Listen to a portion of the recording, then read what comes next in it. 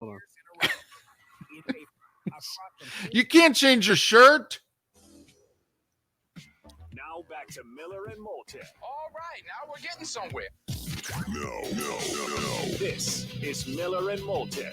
You're live.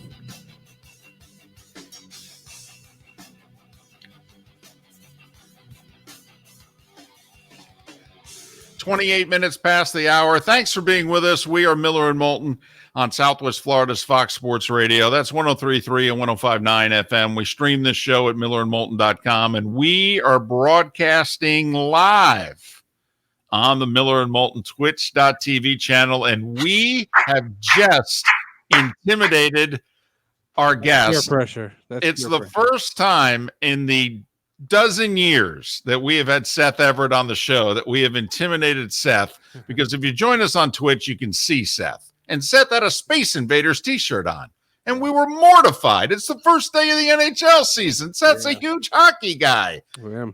And so we beat him verbally about the head and chest, and he said, okay, fine, and got up during the break and put on his Devils jersey.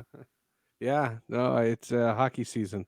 It's been a weird morning. One personal thing I have to tell you guys, my daughter's having surgery right now, so I'm a little distracted. She broke her arm. She has to have a pin put in her elbow, and she's literally there now. And the surgery was supposed to be this afternoon. It got moved up, and I didn't have time to tell you guys to reschedule. I was going to say, why are we doing this? Are we talking to you? We can end but because of COVID, I can't go. Only one parent can go. So I'm climbing the walls here anyway. So I was like, oh, it's 8:25. Let's do this. Let's do it. Never once did I say, what shirt should I wear? Never thought about it. Not a problem. So that would have been good to know. I did have I appreciate you throwing the jersey on. Yeah. Just quickly, Seth, because I don't know if you want to talk baseball. I don't want to talk baseball. I'd much rather talk hockey with you. The Devils are the bottom team in their division. Yeah. They're the longest odds in what is far and away the best division of the four in this bubble, that the divisional bubble or whatever that they're creating.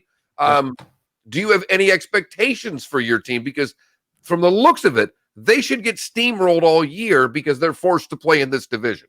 Maybe. The two things that I say is I love the realignment selfishly. It doesn't work for every team, so I'm not going to sit here and say there's a commentary on it. What I have loved about hockey, and I've been a hockey fan my entire life, it's my favorite sport by a lot, is the rivalries. When I see a calendar, when I see a schedule, I will circle the Flyers, the Rangers, the Islanders, the Capitals, the Penguins. Like, those are the teams I like to play. When the Calgary Flames come to town, I tune out. I'm not as into it. Nashville, I could care less about. San Jose Sharks. Why do I always get the tickets to the San Jose Sharks team? And now in this setup, all you do is play your rivals. So you have no West Coast games, so no late starts. Everything's at 7, and the weekend games are all in the daytime. Oh, this is just made for me. And I got an email. I'm credentialed, so I'll be there tomorrow night. Look at you. And look at you. All of the back-to-backs. And you mentioned you're a hockey fan. I'm not going to get all the way to the playoffs. But, I grew up a Red Wing fan when they were bad. And they'd play Toronto on a Friday in Toronto, and then they'd play the same two teams in Saturday in Detroit. And the physicality of Game 2 was off the charts. In this entire year is being played back-to-backs, all in one arena. But just because of COVID and all the other reason, if the Rangers play the Devils on Friday, they're playing them again on Saturday. Well, usually it's on Sunday. Give them credit. Usually it's on Sunday, but it'll be two games like that. It'll be like if you play Thursday, you probably play Sunday, and it's the same two teams in the same arena, and I like that. The Northeast, we Canada doesn't have this because they have a lot of travel. Because even though they're all north of the border, let's be honest, Edmonton and Montreal are not close. And so they have a much rougher schedule travel-wise. For us, it's 4 miles to the metal to the Garden. It's 10 minutes to wherever the Islanders play, whatever asbestos-filled arena they have. And the Flyers, I hate the Flyers just as much as I hate everybody. And that's the beauty of it is I hate those teams as much as I like my team. So you say, yeah, we're going to get steamrolled. I don't care. If I clock some Flyer guy in the chin, I'm fine with the night. That's okay. And I told the Devils I'm going to go to 2 to 3 games a month. So I'm slated to go, and every game's a rivalry game. It's super fun. Can you hear the hatred in sports and Seth right there? And that has been a staple of Miller and Moulton, Seth. Hate is good in sports. Right. All right. That's and it is exactly true. right. Hockey is appealing to their hate. Oh, I love it this year. The rivalry with another team and the chanting, that's where I'll miss the crowds and such like that. But hockey is unique like that. And what I've said to hockey people, to people who don't love hockey, all I ever say is go to one game. I used to say this about Prince. Just go to one show and look me in the eye afterwards and say, God, that was awful. Because no one ever says it. No one ever experiences that and says that. So, look, it's a lot of fun. Gary Bettman has such a different tact than Rob Manfred, just to bring a baseball comparison. Rob Manfred was crying about the $8 billion they lost. And Gary Bettman gave an inspired speech where he said, financially, we're going to lose $1 billion this year if we even do this. We should shut down, but we can't be out of sight, out of mind. We need to be relevant. And what they are now, they've evolved into they just pacify their niche. Their niche. They're not looking for the fan in Alabama to give a crap about them. They're just doing this. Well, and the one other thing that I believe that Gary Bettman convinced the owners the reason why we have to play is they're just about to begin TV negotiations. Right. Very difficult to ask for 2, 3, 4 times the money, which they're going to get, by the way, because we've talked about because live sports is the only thing that's guaranteeing you a television audience right now. And so they're going to get it. And the NHL is going to be flush with more cash than ever, but you can't negotiate a TV deal when you're not playing. Yeah. And Seth, that would be my question to you, because the NBA's Board of Governors are meeting today about a possible pause. The Dallas Stars have more players with COVID than without. We have players testing positive in the NBA for the second time now. These are all scary things in terms of trying to complete a season. I'm not going to get into about when fans are coming in or that crap. Yep. NBA, NHL. Do you think that they have the ability to do what the NFL did? Because if you go back, Seth, when we had the Marlins start and their little thing, I think we were all panicked of what was going to happen in baseball. They got through it. Yep. Football somehow remarkably played this season in 17 weeks. We screwed the Broncos, but other than that, we're good. But they did. The Broncos didn't play all 17 because they didn't have a real team for one of them, but they screwed them and got the game in. And they did.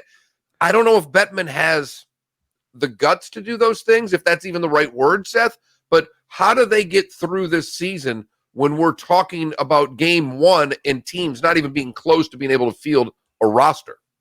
Yeah, it's a concern. There's no secret, and you could make the argument that they shouldn't be starting this soon. I saw Bob Nightingale's story about baseball, and I'll draw the hockey analogy here. Bob Nightingale spoke to the union, and the union is demanding 162.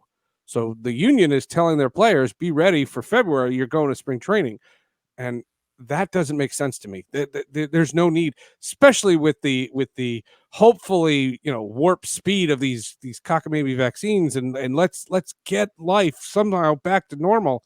I think from the NHL and the NBA standpoint, it just seems too soon, and the success and the prudence that they showed in their playoffs last year with these bubbles, they don't have now, and it's always been my concern. The NHL is pressured to play now because they have to be done before the Olympics. If they find out that the Olympics are delayed again, because there's a rumor about that too. If the Olympics get delayed somehow again or canceled or whatever, then the NHL will go on pause, and the NBA would too. Well, and if I could just join in with you, my understanding is the Tokyo Olympic Committee said last year, we're pushing it back to July and August of 2021. But if we can't do it then, it ain't happening. I heard they that said too. we can't do it in 2022. So it's this summer or bust. And the NBA. No, I've heard weeks. I've heard 3 weeks, 4 weeks. I've heard weeks. And again, this is just speculation. I don't cover this stuff, stuff, and the NBA. when they announced their schedule, pretty much said, we are jamming this in so we can participate in the Olympics. Right. And the NHL, even though they're not playing in this Olympics, they have their final year with NBC, and NBC has said if the Olympics start, there will be no hockey games on our networks. So they have to be done by then. So there's this pressure to get done, and I respect it. It was different when you had these bubbles, and those bubbles were super expensive. Remember, we talked about that all summer. Those bubbles are ridiculously expensive. So the NHL's in a weird spot. The NBA's in a very weird spot. I'm not confident about either. I did the podcast with Jane McManus, and I'm not poo-pooing it because the players have as much of a voice in this process as the owners, unlike college sports, where it's just whatever the athletic directors want. He's Seth Everett, Sports with Friends, Hall of Justice are the two podcasts. Follow him on Twitter at Seth_Everett. Do the owners in baseball have the power to prevent the players from showing up in mid-February? Yes. Oh, they do. They totally do. And they can use the health as a situation. Major League Baseball doesn't want to play that because they want to be simpatico with the union. Again, I couldn't have said this enough in 2020. They have a labor negotiation, and they are diametrically opposed to each other. So anything that doesn't fuel the fire, they will do. What baseball is figuring out right now is what are our costs, and what they want to talk to is they want to talk to local governments. Governor Cuomo in New York signed an executive order to allow some fans in the Buffalo Bills playoff game. Right. And I don't know what you guys thought. I thought that was great. Yeah. I thought it was safe. They were spread apart. They were great. David, you've been at stadiums where they've had responsible fan attendance. Can baseball do something like that? Can baseball have something? And right now, you remember last year, they said absolutely not. That wasn't a government rule. That was, unless everybody can have fans, nobody can have fans. And that's what I think they're negotiating now. Seth, I made this comment to David, and you could just crush me right now and just tell me it is the dumbest thing you ever heard. But no, baseball has in it. Baseball, obviously, we've seen it for years. They have no cap. We all know these things. With the labor negotiations coming up, could the owners, and I know it's the strongest union, could the owners sit out a year, 2 years, and say, we're not doing this again until we get a cap? Is that something that would ever happen? Because the only way to do it is to completely break the union down. And I know how strong it is, Seth, but they have a sport that needs fixing. One of the ways a lot of people think it could be fixed is a salary cap that is universally accepted in every other sport by players, by fans, by everyone. There's part of me that thinks this is D-Day time for baseball and that the owners could just say, I don't give a damn if we play in 22. For that matter, I don't care if we play in 2023. We're going to break these guys right now. Well, that was my argument. That was my argument for not playing 2020.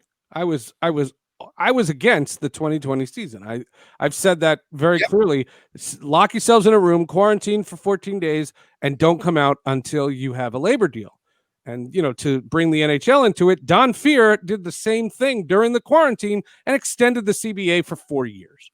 And the argument for baseball is it's not about a salary cap. It's not the old negotiation. The salary cap, the luxury tax is a salary cap. I mean, one team goes over it and they pay a hefty penalty. That's a salary cap. It's no big deal. Nobody's in defiance of the salary cap, not even your Bobby Axelrod Mets.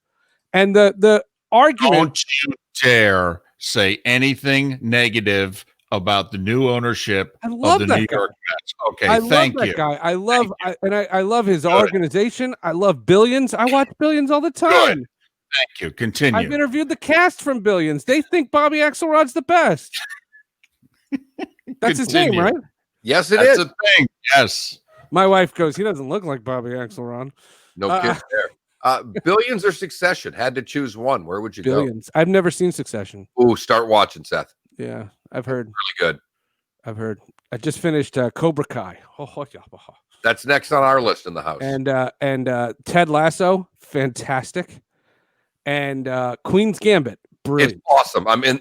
That's what we're into right now. It is so good. It's so good. It's so good. And it's super short. And that girl is great. The girl who plays Beth, she was in some really bad comic book movies, and she's brilliant. And it's so funny because I'm watching it last night, and there was a lot of chess going on. It was an episode in which they're playing a lot of chess, and I don't know how you pull this off. Like, where'd they go? Where'd they go? They were in Mexico. Oh, totally. There's a lot of chess going on, and I'm not joking. It's riveting, and I don't know crap about chess. Yeah. And I mean, my wife and I are just like holding on to the edge of the chair, going, "Okay, what's she gonna do with the rook?" You know, what's she gonna do with the rook? You watch the showrunner. The showrunner said that the key to the whole thing is they show the least amount of chess possible to just build the drama, and you're not watching the pieces get moved. Nope. It's brilliant filmmaking. Nope. You're watching the people move the pieces. You don't have to know a darn thing about her eyes. Her eyes when she stares into her opponent. That is intimidation. It's brilliant. Brilliant. All right, thanks. I'm just waiting for you to get back because you're really good about going on 4 different tangents and then going back to the original point. I interrupted. See ya.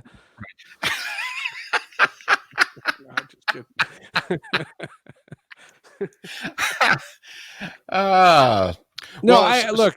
Isn't the first indicator, which obviously affects us here in the 239. We've got 3 teams in our area. We've got the Twins, we've got the Red Sox, and in Northport we've got the Braves. Okay, well, and we still have the Rays in Port Charlotte. We have 4. They lost their minor league affiliation, but so we've got 4 teams in our area. So this affects us. Do you think that we are going to have spring training in 5 weeks and games in 7 weeks? Give me like 10 more days. I don't know, because the union is insisting and baseball might cave. So yes, but I don't think they want it. You know, last year, there were 8 to 10 teams that didn't want to have any season whatsoever, and they got overruled. The question is it growing? You know, is it now 15 teams? I believe if you have more than 10 teams, they can vote it down. That's the bylaw. And last year they had anywhere between 8 and 10. This year, do they have 12, 13, 14? There were some teams that are literally bleeding money and teams that you wouldn't think are bleeding money. So they're all doing a bunch of bean counting right now and figuring it out. He's Seth Everett, Sports with Friends, Hall of Justice are the 2 podcasts. He's in his Devils jersey. NHL season underway. 5:30 today with the Flyers and the Penguins. The Devils season gets underway tomorrow. They have no chance of the playoffs. Follow me on Twitter. I'll have a crap load of pictures. Of a crappy team. Whatever, man. This is a great uniform. Oh, Seth, you understand that's probably, it's not even probably, it's my second least favorite NHL team. I'm a Red Wing fan. What you guys, that left wing lock sweep, I still work for the Avalanche. We hate your team. And I hate the Avalanche. They're my first least favorite team, and then it's the Devils. Chris Draper and Patrick Waugh. Oh, my God. Claude Lemieux. That was crazy. I was there. All right, Sports with Friends, Hall of Justice. What do you got? Friends, we pay a proper tribute to the late, great Tommy Lasorda with Fred Clare, the former Dodgers GM, also the former VP of communications for the Dodgers, and a guy who covered the Dodgers for 30 years, so 3 different perspectives. Plus, I tell my story, and I can't believe we didn't do this. Tommy Lasorda and I have met twice, and he publicly ripped me to shreds both times, calling me a communist and un-American. At the World Baseball Classic in 2006, we tell those stories on the podcast. He was out of his mind, but he's the dugout wizard. So we pay tribute to Tommy Lasorda. And on Hall of Justice, I'm going to put it together today. It's an interview we recorded last year before the pandemic with Smallville cast, Tom Welling and Michael Rosenbaum. Hey, all the best to your daughter, okay? Thank you. Yeah, give us an update, Seth, because we would have never even had you on had we know that was going on. But I'm guessing for you, climbing the walls, you needed these 12, 15 minutes right now. No, this was perfect. And good. You want and switch because I have to give you the other alternative jersey that I almost put on. All right. Well, our NHL preview begins at 13 minutes, but we could start it with that Lasorda story if you want. Okay. Either way, it's up to you. You want it? I'll tell it. Oh, well, the break is next. Go Miller break. and Moulton. The Good, the Bad, and the Ugly coming up. Southwest Florida's Fox Sports Radio. Welcome to the program. This is the All right. Kojak Communist. 2006, I'm calling the first round of the play-by-play of the World Baseball Classic in the Tokyo Dome with the late, great Darrell Hamilton. And what we were talking about is the World Baseball Classic is ill-conceived because they play it in March. And if you're going to play it for competition, you do it in October and November. If I was a general manager, you would never let your pitchers pitch in the World Baseball Classic 2 weeks before a full season. Tommy Lasorda heard us say that. He sits down. We give him this glowing introduction. He sits down. We took a photo, which is the photo I posted on social media. And right after that, he proceeds to say, "What the hell are you talking about? You don't know what you're saying. It is American to pitch in an international tournament. You wear that jersey, and that's what's important. You're crazy." And he goes, "What are you, a communist?" Shouted it. So then, What was the follow-up question? So our joke after this brutal segment was Darrell and I used to go, "Dugout wizard? I don't know."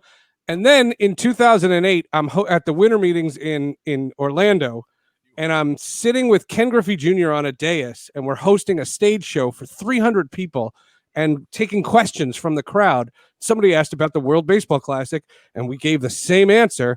And all of a sudden, this voice from the back row behind the lights starts shouting, "You people don't know. How did you get on that stage?" And he did it again. 2 times I've met Tommy Lasorda. Both times he has ripped me to shreds. God, that's great. That's fantastic. There you go. This is an inaugural season Syracuse Crunch jersey. Nice.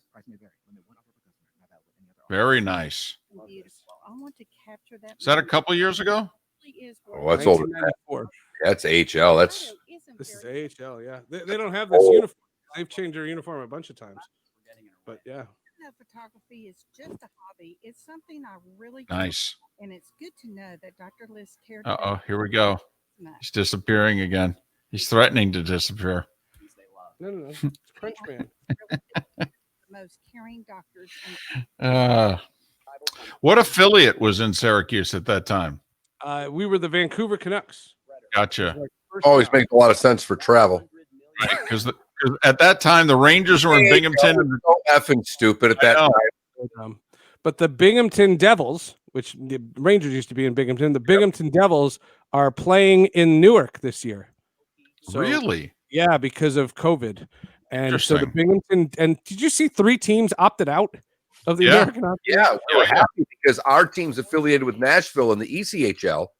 So Milwaukee, right? Get better players. It's weird. But when Syracuse Crunch come to Newark, I'm going to go. Yeah, Seth, when I was in Binghamton, the Rangers were in Binghamton. The Devils were in Utica. Yeah, the Utica Devils. Yep. Totally. Oh, yeah. And the Sabres were in Rochester, the Amherst. But Tommy Lasorda he was a lunatic. A freaking lunatic. And when I found that picture when he died and I texted it to my old producer, the only response on text was, "He hated you." God, that's great.